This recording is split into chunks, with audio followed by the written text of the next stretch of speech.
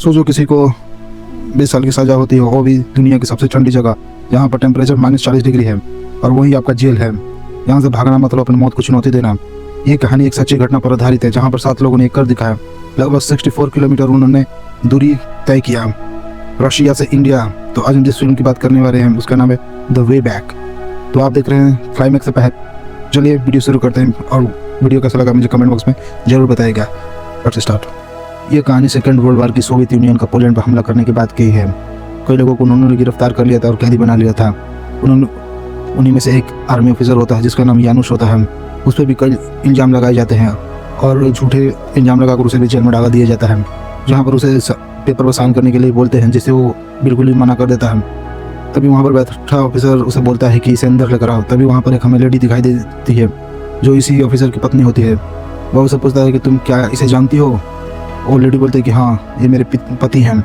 वो इस पर इल्ज़ाम लगाते हैं कि इसने कम्युनिस्ट पार्टी के खिलाफ नफरत फैलाया और दूसरे कंट्रीज़ के लिए स्पाई किया।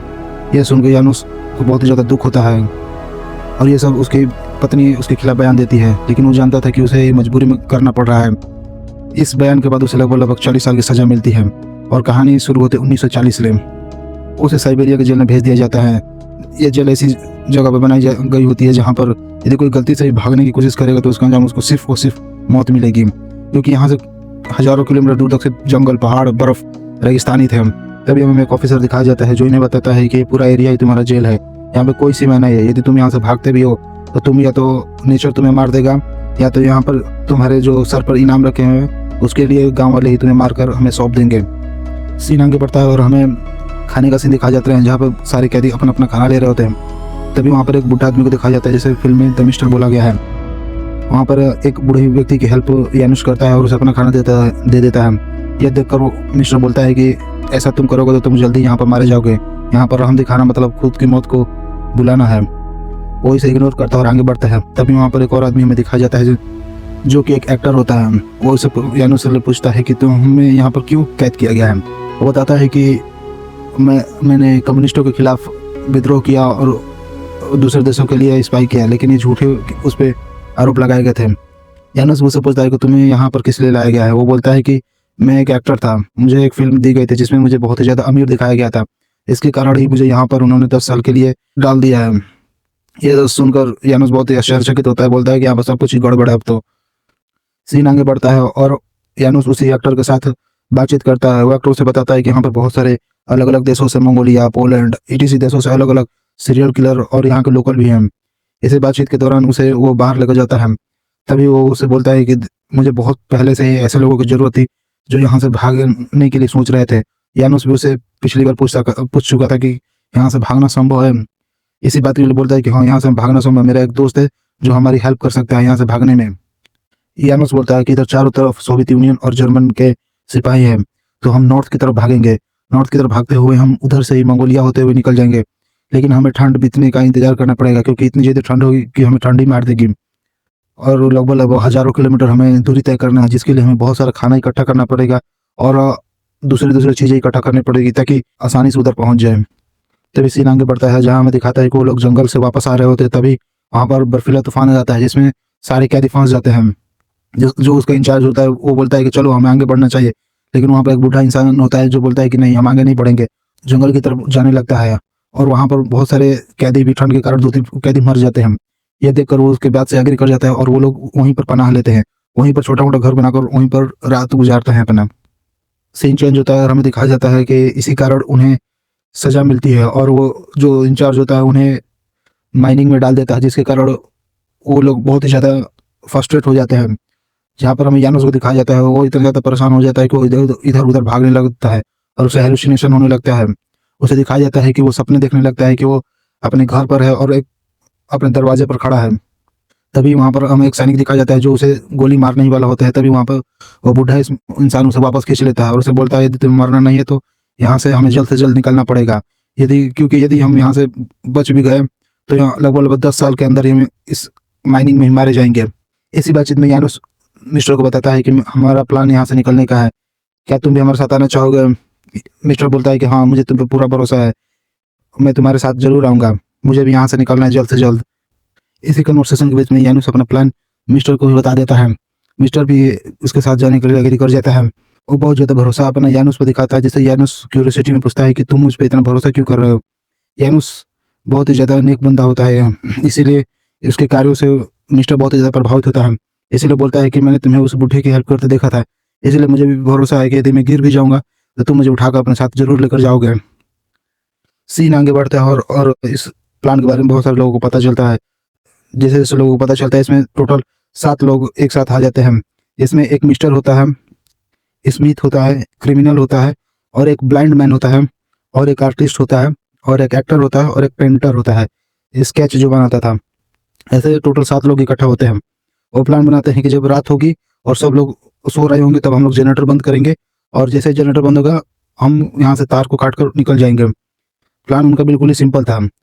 वो उसी रात भागने का डिसाइड करते हैं, क्योंकि उस रात बहुत ही ज़्यादा ठंड थी और बहुत तेज हवा भी बह रहा था, जिसके कारण यदि वो भागते भी हैं तो उन्हें कुत्ते या सैनिक ज़्यादा दूर पीछा नहीं कर पाएँगे और ना ही उनके फुटप्रिंट पीछे छूटने वाले हैं। जैसे ही रात होती है, वो लोग लाइट को काट देते हैं, जिससे कि उन्हें 10 मिनट का पूरा टाइम मिलता है वहाँ से निकलने के लिए। और जैसे ही वो लोग लाइट को काटते हैं, वो लोग सब के सब वहाँ से भाग निकलते हैं। गार्ड्स को पता चल जाता है, उसका पीछा करते हैं, लेकिन वो लोग काफ़ी दूर तक जा चुके होते हैं। सीन शिफ्ट होता है और हमें उन सबको दिखाया जाता है। वो लोग बहुत ज़्यादा बर्फीली हवाओं में और तूफ़ानों में फँसे होते हैं। वो बहुत ही जैसे-तैसे वहाँ से निकलने का ट्राई करते हैं। वो बीच में कुछ लकड़ी के बने छीले को बनाकर उन अपने चेहरे पर लगा लेते हैं, ताकि हवाएँ उनके फेस को डैमेज ना करे। और वो जैसे-तैसे उस हवाओं को पार करते हुए घाटी में पहुँचते हैं, जहाँ पर ठंड बहुत ही कम होती है और हमें सुबह का सीन दिखाया जाता है। वो घाटी में पहुँचने के बाद अपना सब कुछ बातचीत शुरू करते हैं, जिसमें वो लोग क्या-क्या लाए हैं, वो अपना सब कुछ सामने रखते हैं। इसमें कोई कुछ खाना लेकर आया था, कोई कुछ चाकू, किसी के पास कुछ-कुछ था। इसलिए वो डिसाइड करते हैं कि हमें आराम-आराम से चीज़ों को चलाना होगा, ताकि हम लोग काफ़ी दूर तक जा सकें। इसी बीच कोई इसमें बोलता है कि हमें यहाँ पर शिकार करके पकड़ कर अपने साथ ले जाना चाहिए, लेकिन उसकी बात से कोई भी एग्री नहीं करता है, क्योंकि उनके पास इतना टाइम नहीं होता है और रात होने ही वाली होती है। इसलिए वो डिसाइड करते हैं कि वो रात भर यहीं पर ठहरेंगे, जिसके लिए उन्हें लकड़ियों की ज़रूरत पड़ेगी। इसलिए वो लोग सूखी हुई लकड़ियाँ खोजने यहाँ से निकल जाते हैं और अलग-अलग जगहों पर फैल जाते हैं। इसी बीच हमें उस अंधे व्यक्ति को दिखाया जाता है, जो लकड़ी खोजने निकला निकला होता है, लेकिन जब रात होने लगती है, वो वापस नहीं आता है, तो उसे खोजने के लिए सब लोग जाते हैं, लेकिन वो मिलता नहीं है। तभी हमें उसका सीन दिखाया जाता है। उसे हैलुसिनेशन होने लगता है, जिसके कारण उसे कुछ दिखाई नहीं देता है और वो एक ही जगह बैठा का बैठा रह जाता है।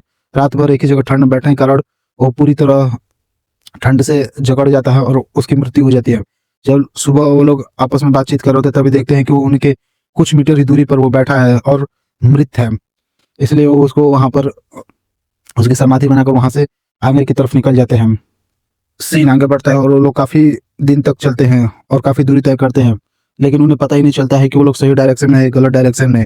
और उनका जो खाना भी होता है, वो लोग खत्म हो गया होता है, जिसके कारण वो लोग पानी पर जैसे-तैसे जिंदा होते हैं और उनका शरीर भी बहुत ही ज़्यादा टूट चुका होता है और उनके शरीर की हड्डियाँ भी दिखनी चालू हो जाती है।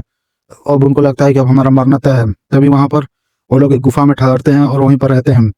तभी उन्हें कुछ जानवरों की भेड़ियों की आवाज़ सुनाई देती है। तब वो लोग उस साइड की तरफ जाते हैं, देखते हैं कि कुछ भेड़िए वहाँ पर किसी जानवर का मांस खा रहे हैं। वो इतने ज़्यादा भूखे होते हैं कि वो उस जानवर को खुद ही कच्चा चबाने लगते हैं, भेड़ियों को भगाकर, जिससे उन्हें कुछ राहत और शक्ति मिलती है। ये सब देखकर यानुस बहुत ही ज़्यादा दुखी होता है, क्योंकि यदि वो लोग आगे नहीं बढ़े और यहीं पर रहे, तो वो लोग जल्द के जल्द मारे जाएँगे। इसलिए वो डिसाइड करता है कि वो आगे अकेला जाएगा और रास्ता देखकर आएगा। इसलिए वो बोलता है कि यहाँ से मैं जा रहा हूँ और 7 दिन के अंदर वापस लौट कर नहीं आया तो समझ लेना कि मैं अब नहीं रहा। इसलिए वो आगे की तरफ बैकाल झील को खोजने के लिए निकल जाता है। इसके बाद हमें यानुस को दिखाया जाता है, जो काफ़ी दूरी तय करता है, लगभग 3 दिन चलता है। 3 दिन चलने के बाद उसका शरीर भी काफ़ी ज़्यादा टूट जाता है। तभी हमें दिखाया जाता है कि 3 दिन के बाद वो वापस लौटता है और वो बताता है कि मुझे झील मिल गई है, और वो उनको लेकर उस झील की तरफ निकल जाता है। तभी जब वो लोग आगे बढ़ रहे होते हैं, तभी वहाँ पर एक लड़की भी दिखाई जाती है, जो उनका पीछा कर रही होती है। वो उसको जाकर इंट्रैक्शन करते हैं। वो बताती है कि वो भी रशियन आर्मी से भागकर बची हुई है और उसे भी उनके साथ आना है, लेकिन वो इसके लिए मना कर देते हैं, क्योंकि वो तो एक ऊपर से लड़की होती है और उनके पास इतना खाना नहीं होता है कि वो लोग एक दूसरे में बांट सके। इसलिए आगे बढ़ने का डिसाइड करते हैं। जल्द ही उस झील के पास पहुंच जाते हैं। वो वहाँ पर देखते हैं कि वहाँ पर एक जानवर दलदल में फंसा हुआ है। वो उसको मारकर उसको डिनर बनाकर खा जाते हैं और उन्हें काफ़ी ज़्यादा राहत मिलती है। तभी उसमें से एक बंदा होता है, जो उस लड़की को याद करता है और उसको जाकर वापस लेकर आता है और उनको अपने गैंग में शामिल कर लेता है। फिर वो रात भर सब मिलकर खाना खाते हैं और आराम से आराम करते हैं। सुबह में वो लोग आगे की तरफ निकलते हैं और बीच में बहुत ही ज़्यादा चीज़ों का सामना करते हैं और जैसे तैसे कीड़ों को खाकर, कुत्तों को मारकर जैसे तैसे वो लोग खाते हैं और आगे बढ़ते हैं। कहानी हमें ऐसे ही आगे छोटे छोटे इवेंट करके दिखाया जाता है और आगे कहानी को बढ़ाया जाता है कि कैसे कैसे वो लोग अपने जीवन को बचाने के लिए क्या क्या कर रहे थे। बीच बीच में वो बहुत सारे गाँव से होकर गुजर रहे थे, लेकिन वो चाहकर भी उन गाँव के पास नहीं जा सकते थे, क्योंकि यदि वो गाँव में जाते तो गाँव वाले उन्हें मारकर वापस सौंप देते। इसलिए वो लोग गाँव में नहीं जा सकते थे, क्योंकि कोई भी पैसे की लालच में उन्हें मारकर सौंप देता। इसलिए वो डिसाइड करते हो कि आगे बढ़ते रहेंगे जैसे तैसे। वो लोग बीच में पार्टी भी मनाते हैं, अलग अलग शराब लाकर गाँव से चुरा कर पीते हैं और आगे बढ़ते हैं। तभी वो फाइनली जैसे तैसे मंगोलिया बॉर्डर पर पहुंच जाते हैं। लेकिन जो क्रिमिनल होता है वो जाने से मना कर देता है। एक तो वो रशियन होता है, इसलिए उसे अपने देश से भी बहुत ज़्यादा प्रेम होता है, इसलिए बोलता है कि तुम लोग जाओ, मैं यहीं पर रहूँगा। और वो उधर ही रह जाता है और 6 लोग आगे बढ़ते हैं। कुछ दूरी चलने के बाद वो देखते हैं कि मंगोलिया का और चाइना का कोलैबोरेशन हो गया है, वो लोग एक साथ मिल चुके हैं। इसलिए अब उन्हें भी डर था कि यदि वो लोग मंगोलिया में लोगों से हेल्प मांगेंगे तो उन्हें दिक्कत हो जाएगी, क्योंकि यहाँ पर भी अब कम्युनिस्ट सरकार थी। इसलिए वो रिस्क बिल्कुल भी नहीं लेना चाहते थे। वो लोग आगे बढ़ते हैं, इसी बीच वहाँ पर कुछ मवेशी भी मिलते हैं जो इनसे बात करते हैं। उसमें एक लड़की इनकी हेल्प करती है और इन्हें कुछ पानी देती है। सीन आगे बढ़ता है और हमें दिखाया जाता है कि लोगों को काफ़ी ज़्यादा दिक्कत आने लगेगी थी, क्योंकि इनका खाना और पीना सब कुछ खत्म हो चुका था और लगभग इन्हें अब तिब्बत होते हुए हिमालय पार करके इंडिया पहुंचना था, क्योंकि इंडिया इनके लिए काफ़ी सेफ जगह था और वहाँ पर कोई भी कम्युनिस्ट सरकार नहीं थी, इसलिए वो लोग वहाँ पर जाना चाहते थे। ये लोग आगे बढ़ते हैं, इसी बीच में दिखाया जाता है कि जो लड़की होती है वो काफ़ी ज़्यादा थक गई होती है और लगभग सारे लोग ही थक जाते हैं। उन सीन आगे बढ़ता है और हमें दिखाया जाता है कि उन्हें कुछ पानी के सोर्स दिखाई पड़ते हैं दूर से। वो लोग जैसे तैसे वहाँ पर पहुँचते हैं और पानी पीकर अपने आप को ठंडा करते हैं, नहाते धोते हैं और फिर डिसाइड करते हैं कि हम लोग यहाँ से भी आगे बढ़ेंगे। वो लोग वहाँ से जैसे तैसे आगे बढ़ते हैं, लेकिन खाना ना मिलने के कारण और लगभग पानी भी खत्म हो जाता है बीच में, जिसके कारण जो लड़की होती है वो काफ़ी ज़्यादा बीमार पड़ने लगती है और उसका चेहरा बिल्कुल ही लाल हो जाता है। वो उसको उठाकर जैसे तैसे लेकर आगे बढ़ते हैं, लेकिन वो इतनी ज़्यादा थक गई होती है और इतनी ज़्यादा टूट चुकी होती है कि वो फाइनली मर जाती है और उसे वहीं पर ट्रिब्यूट देकर आगे बढ़ते हैं। इसी बीच हमें देखा जाता है कि एक और बंदा उनके साथ होता है, वो भी काफ़ी ज़्यादा बीमार पड़ जाता है, जिसके कारण उसे भी वो लोग वहीं पर दफनाकर आगे बढ़ते हैं। अब सिर्फ 4 लोग बचे हुए थे। वो लोग जैसे तैसे रेगिस्तान को पार करते हैं। जो बूढ़ा व्यक्ति स्मिथ होता है वो बहुत ही ज़्यादा कमज़ोर हो जाता है, जिसके कारण वो वहीं पर रुक जाता है और उसके साथ यानुस भी रुक जाता है और आगे 2 लोग जाते हैं ताकि वो लोग पानी के सोर्सेज ढूंढ सकें। सीन आगे बढ़ता है, हमें दिखाया जाता है कि बूढ़ा व्यक्ति भी अब यानुस जैसे तैसे पहुंचता है उन लोगों के पास, लेकिन उन लोगों को अब तक पानी के सोर्स नहीं मिले थे। तभी वहां से एक सांप गुजरता हुआ हमें दिखाया जाता है। ये देखकर वो लोग काफ़ी ज़्यादा खुश होते हैं और उसे कैसे जैसे तैसे मारकर उसको पकाकर वहीं पर खा जाते हैं। तभी इसी दौरान वो जब लोग बैठ कर सो रहे होते हैं तभी उन्हें पानी की आवाज़ सुनाई देती है। वो लोग वहाँ से आगे बढ़ते हैं तो देखते हैं थोड़ा बहुत पानी एक जगह पर इकट्ठा हुआ है। वो उसे पीते हैं, अपने आप को शांत करते हैं। इसी बीच हमें यानुस और स्मिथ का बातचीत दिखाया जाता है। यानुस उससे पूछता है कि तुम्हारे बेटे के बारे में मैं जानता हूँ, क्या उसके नाम मैं ले सकता हूँ? तो बोलता है बिल्कुल। तो उसका नाम जो होता है वो डेविड होता है।